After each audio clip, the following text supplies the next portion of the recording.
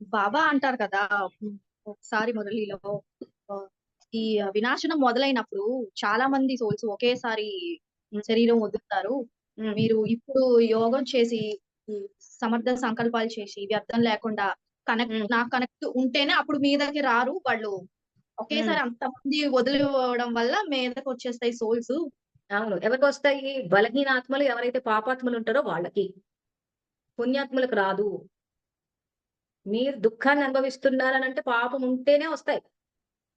పాపం లేని ఏ దుఃఖము ఎవరికి రాదు. మీకు 3-4 డేస్ నుంచి ఏదైతే సబ్జెక్ట్ కవర్ చేస్తున్నానో ఆ సబ్జెక్ట్ లో అదే చెప్తున్నాను. ఎవరైతే ఆ పాపాత్మలు ఉంటారో వాళ్ళకి ఆత్మలతోటి ఖాతాలు ఉంటాయి వీళ్ళకి.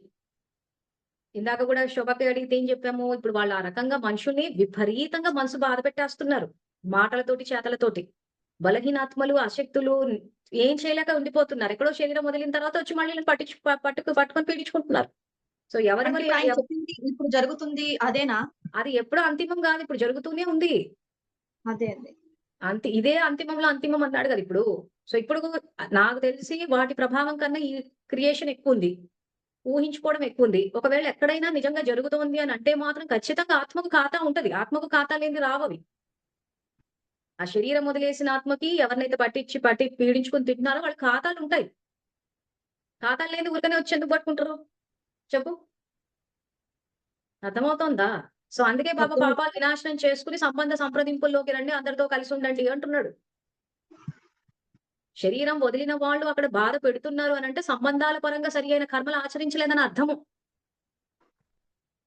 క్లియరా? అర్థమైంది అక్క. అందుకే సంబంధాల పరంగా ఏవేవైతే ఖాతాలు ఉన్నాయో అవన్నీ సెటిల్ చేసేసుకుని వర్తమానంలో స్నేహము సహయోగం రికార్డ్ చేయాలి. స్నేహము సహయోగం రికార్డ్ చెయ్యకుండా శత్రుత్వము ఆ తర్వాత వ్యతిరేకంగా ఏదైనా చేశామంటే ఆత్మ ఎక్కువ మనసులో పెట్టేసుకుంది అనుకోండి, ఖచ్చితంగా వాళ్ళకి ఖాతాలు ఉన్నప్పుడు తేలుతాయి కదా. అంటే ఇప్పుడు జరుగుతుంది ఆయన చెప్పింది ఇప్పుడు జరుగుతుంది ఇలాగా. జరుగుతూనే ఉన్నాయి ఎప్పటి నుంచో జరుగుతూనే ఉన్నాయి.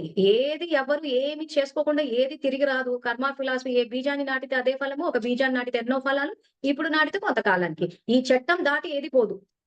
ఇక్కడ ఏమైపోతుందంటే అట్లా ఎవరికైనా ఏదైనా జరిగినప్పుడు అయ్యో వాళ్ళు అమాయకులు, వాళ్ళు పాపం అమాయకులు. బాబా ఏమంటాడంటే ఎవ్వరు అమాయకులు కాదు, మాయ దోషి కాదు, ఎవ్వరు నిర్దోషులు కాదంటాడు.